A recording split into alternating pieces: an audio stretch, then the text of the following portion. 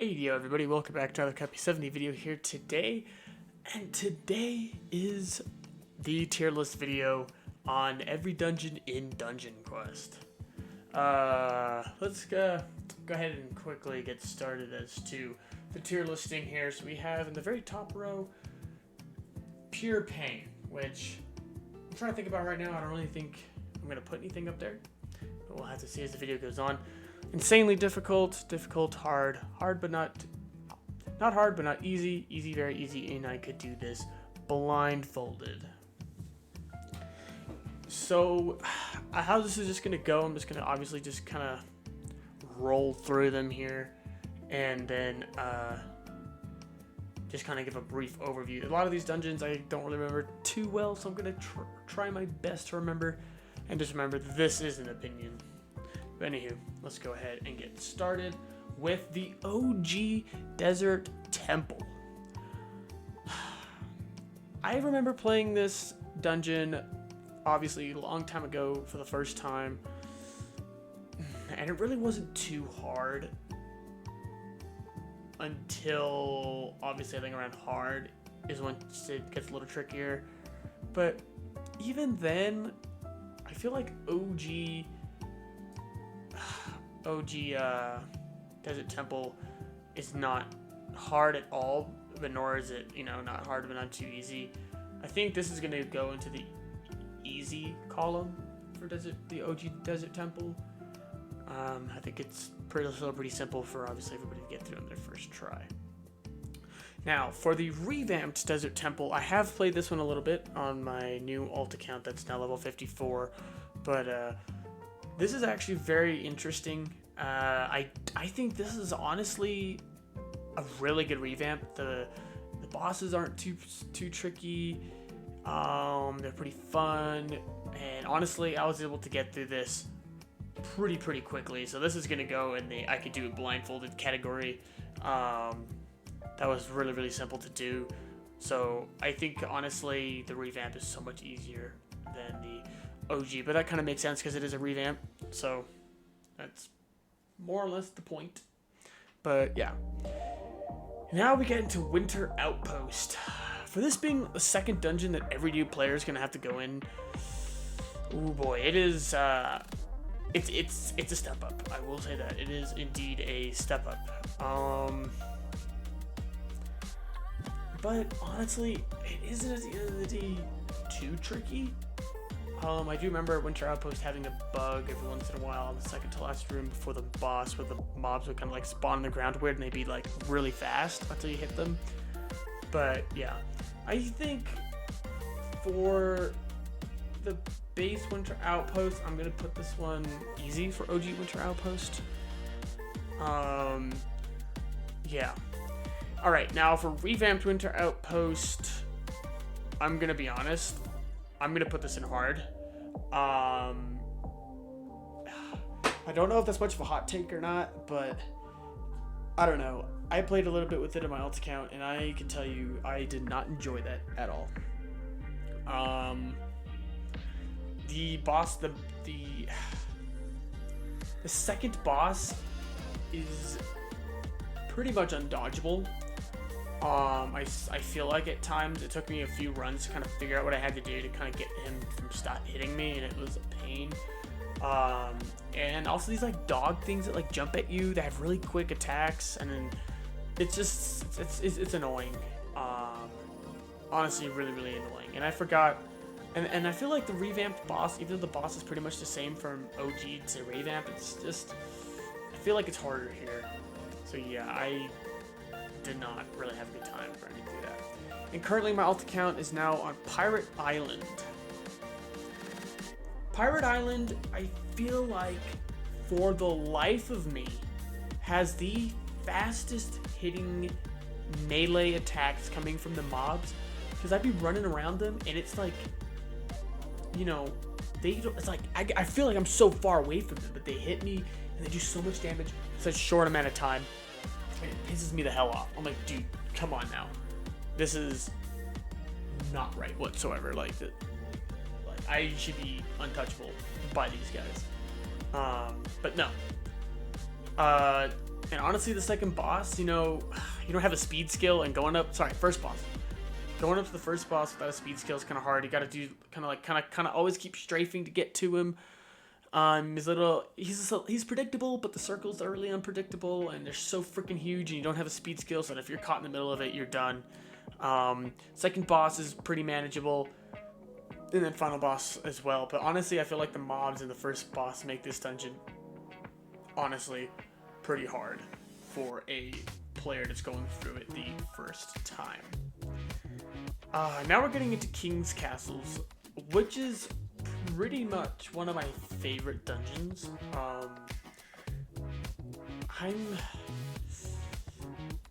All that I can say is both the first boss and second boss, from what I can remember, are ungodly difficult. The mobs, not so much. But yeah, the bosses do make this dungeon pretty difficult, but I feel like King's Castle's roughly in that stage of Dungeon Quest that a lot of players are going to start learning how to dodge and maneuver themselves around the dungeon, that I feel like you could easily get through these bosses. So I'm just going to put King's Castle in not hard, but not easy, because I feel like final boss isn't that difficult, the main mobs aren't that difficult. It's kind of like the same thing you always go through, some ranged units, some close-up. But yeah, first boss and second boss are a little tricky, but I feel like right around then, especially going through Pirate Island, you're going to start probably figuring out how to dodge pretty well. Now comes time for Underworld. Underworld is honestly a boring dungeon to go through, because it was not the prettiest dungeon to look at, but the armor and loot that you can get out of it, especially the collectibles, are really, really cool. So I do really like Underworld for that reason. Otherwise, I don't really think Underworld is that difficult of a dungeon. Yes, there is some difficult mobs, and the first boss is really, really annoying, because you have to cover so much ground to get close to him to hit him with your attacks. But honestly, this dungeon isn't super hard. So I'm gonna put Underworld in very easy. Yeah, I don't think Underworld is that difficult at all.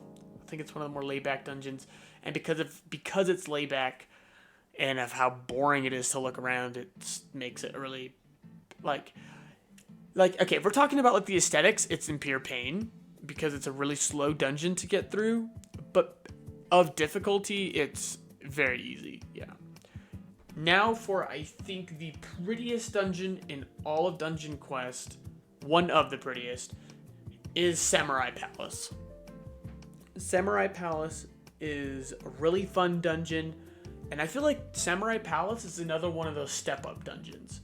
Because like, you got Desert Temple, then you got to step up to Winter Outpost, and then you kind of have a step up to Pirate Island, but not so much. And then Pirate Island and King's Castle, not a whole big step up. Same with Underworld. And then you get to Samurai Palace, and I feel like it's another step up.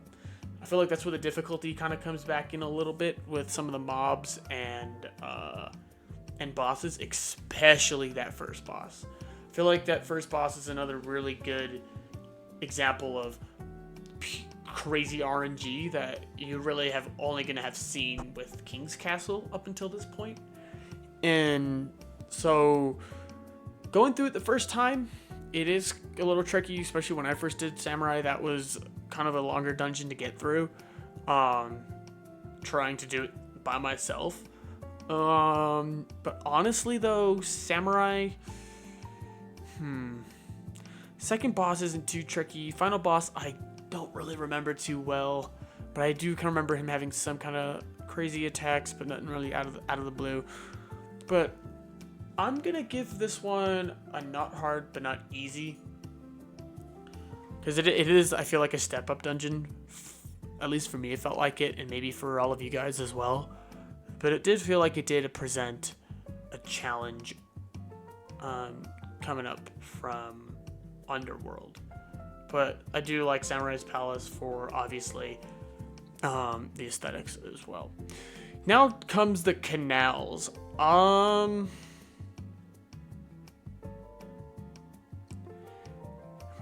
The canals. First boss, a breeze. Second boss, yeah, also a breeze. Final boss, same thing. I mean, canals is another vibey type of dungeon. It's just pretty laid back. I mean, the bosses aren't like, I could do it blindfolded easy. But it's not as easy as Underworld, so I'm just gonna go with easy. And a weird pinging noise just happened from behind me that kind of alarmed me. Alright, let's get back to it. I'm recording this video at 11:43 p.m. right now. Anywho, here comes Ghastly Harbor. I think Ghastly Harbor, in my opinion, is... I don't know. Before I state my opinion, let me just give my run through of it. This was the dungeon, and the next one, it was these two dungeons that took me the longest to get through. I don't know if it's just a combination of because they're really long, and the overall mobs and the bosses all just kind of make it really annoying and difficult to do. But Ghastly Harbor for me was one of the most annoying, hardest dungeons I could ever play in this game. And I plan to do a Dupe to Godly series here very soon, and I have a feeling that this dungeon is going to be pain again, and that's why I'm going to put it in pure pain. I honestly did not think I was going to put any dungeons up there, but then I remember Ghastly Harbor was a thing, and so that can proudly sit up there as the hardest dungeon in Dungeon Quest, in my opinion. Then comes down to Steampunk Sewers. Steampunk is also another one I did not like to do. The first boss, oh dear god, RNG, heaven above. Second boss, another one of those big rooms, hard to just approach. Final boss is up there as well. The mobs can be a little annoying at times, but just because, again, it's like Underworld, where it's really hard to just sit through and grind because it's like a straight line, I swear, and it's a sewer, it's boring. Bosses can be a bit annoying. I think this is another, like, going from canals to Ghastly Harbor is a massive step up, and then going from Ghastly up to Steampunk again is another step up. Not as big, but it is a step up, I feel. And I think Steampunk is going to go in difficult for me. That was a really painful dungeon. I felt like it took me a week to get through that dungeon when I first played Dungeon Quest on my main account, and that was a pain in the butt. And now comes time to Orbital Outpost, which I think is the dungeon that I have the most playtime on. That dungeon is pretty much the birthplace of this channel. This is where a lot of my live streams and some of my older videos come from, and I think Orbital is, for me, a very nostalgic dungeon. I always loved playing it. It was hard to get through Insane, because not a lot of people wanted to carry Insane, because Orbital Outpost used to be the top dungeon. Everybody wanted to play Nightmare, so it was kind of hard to get through it in Insane, but once you got to Nightmare, it was not too bad, because a lot of people played it, and you could get in with a lot of raids. But I think I'm going to put Orbital, because the first boss is a bit of a challenge, and the second boss does have a little bit of annoying RNG, but it's not super difficult. And same with final boss. You can kind of figure them out pretty quick. Even with the first boss, it's just the Gatling attack and the little like robots that chase you can be annoying. But I'm going to put this one in not hard, not too easy, because it's not something that, you can do like, oh yeah, Orbital's super easy, oh yeah. It's, I think it's right in the middle. Then comes down to Volcanic Chambers here. What can I say about Volcanic Chambers? Oh boy, when this dungeon first came out, I think it was in the pure pain category. The RNG for that first boss and second boss and just everything, the mobs, it was so bad. I remember the mobs, they would stun you and you'd be in their little bubble and it would feel like an eternity and you get killed so quickly. I remember VCathy having to end up nerfing or changing this dungeon a fair bit. But since then, it has been numbed down, because obviously the respawn bubble has been increased. You don't get killed super quickly. I remember that was the thing when this dungeon came out, that change.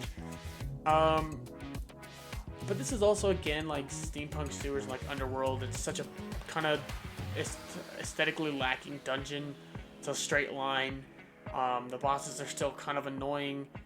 And I haven't played this dungeon new since. I'm trying to remember it when it first came out, but again, all these newer dungeons I'm going to have done with raids with you guys at some point. So I can't really remember it all too well. But I think I'm going to put it in difficult, because it's definitely not an easy dungeon whatsoever. It's above hard, but it's not insanely difficult either. Now we're at Aquatic Temple. Aquatic Temple, actually, I had really good luck in. I really enjoyed that dungeon. First boss and second boss were, especially second boss. I remember second boss when it was kind of new. It was like, oh god, second boss is so hard. Like, oh god, what are we going to do? But second boss is actually pretty easy. I would say probably the easiest boss out of those three. First boss just got a bunch of random circles and lines everywhere, but you do kind of have a chance to know where to go. So it's random, but really not. And then final boss is not too hard either. Honestly, I think Aquatic Temple is in the very easy category. I remember playing that one when it first came out, and I love that dungeon. I'm gonna be honest, that is my favorite dungeon in all of Dungeon Quest. I love the looks. Yes, it's kind of still straight liney like volcanic chambers, but I love the blue. Looks really nice, and the mobs are really cool. I love the soundtrack for it. I love the spells, the weapons, the armor. The Triton looks so good. So I think Aquatic is definitely my favorite dungeon. That's going to go in the very easy category. This video is kind of running a bit on the long side here, but I'll see if I can pick it up here for these last four. But here comes Enchanted Forest. This is the dungeon I feel like I didn't get a whole lot of playtime in, because I think I mentioned this on stream a few days ago. I just got one of my COVID shots when this dungeon came out, so I was pretty much sick for a good portion of the dungeon, and it was it really sucked. It really sucked. I don't really remember too much of it. I do remember second boss, first boss, third boss. I mean, they're all pretty chill.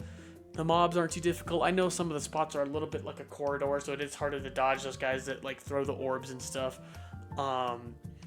But honestly though, I feel like it's a pretty short dungeon. It's really fun. It's a really pretty dungeon, really pretty. But I feel like this doesn't quite deserve easy. So we're gonna put this in the not hard but not too easy. I know this is probably a really cliche thing to say for most of these dungeons, but I'm really trying my best. But I really think Enchanted Forest is really not that difficult at all, but not super easy either. And now we come down to Northern Lands. Northern Lands, what can I say about Northern Lands? Northern Lands is another one of those interesting dungeons. It's got unique armor, got a unique feel to it, but it is incredibly long, I feel. You know, and it was also kind of it was that period, I think, where we were like waiting for the new dungeon, which was Gilded Skies, and that's where we got the bonus boss. It was just I had really terrible luck in this dungeon. I didn't really like it. And it did feel like an eternity to play through. But obviously this is a difficulty thing, not so much just how it is, but at the end of the day, it really wasn't too bad. But I feel like as a new player coming into it, because of it being a long dungeon and how long it takes to get through those 10 levels to get to Gilded Skies, and honestly, like, I feel like the loot drops, and even the first boss is just those little swirly tornadoes that you really can't know where they're coming from, because they kind of go almost as far back as the spawn area. Yeah, it's pretty annoying. Second boss can be tricky, but once you figure him out, he's pretty simple, especially with the crystals. And Odin, yeah, same thing. He's a little tricky at first, but overwhelming, but you kind of figure out what you got to do with him. I'm going to put Northern Lands, though, still in hard. I think it's still just one of those longer, more annoying, and does have some tricky spots every once in a while. And here we are at our final two, Gilded Skies and Yokai Peak. Gilded Skies, it was one of those dungeons like Enchanted Forest I didn't really play a whole lot of. Gilded Skies, actually, I probably only played at most 20 runs, I think. Yeah, all that I know is all three of these bosses are terribly hard. First boss has got so much stuff. Second boss has got crazy RNG. Third boss has got a lot of overwhelming things going on, but that's probably the easiest one. The mobs aren't too difficult, I would say, but it's still a really tricky dungeon. I'm gonna put this in insanely difficult. It's not quite pure pain, but it is a hard dungeon. I can see that being a bit of a teaser for even the veteran players such as myself, and I played it for the little bit that I played it. But yeah. And here we are at our final dungeon, Yokai Peak, which I think is pretty much becoming my new orbital outpost in terms of how long I've played it. My luck in Yokai is pretty bad.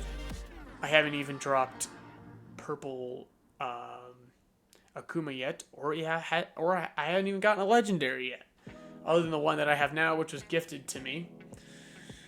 But this has been a rough dungeon in terms of luck. But actually, I think Yokai Peak is the most balanced dungeon. It has really fun and engaging mobs, but most importantly, I think it has the most balanced bosses. You have a very fun first boss with Tatsu. He's got really fun attacks to him, and now that everybody's played this dungeon so much, it's really easy to figure out what to do to pretty much negate half of his attacks. And I think that's what makes it really nice, is that it's a playable dungeon. You can utilize their weaknesses. You can play around the meta a bit, and you can really learn the dungeon really well. And yes, he's a little annoying if you don't manage to, avoid some of his attacks, but even then, they're pretty simple once you figure out what you're doing.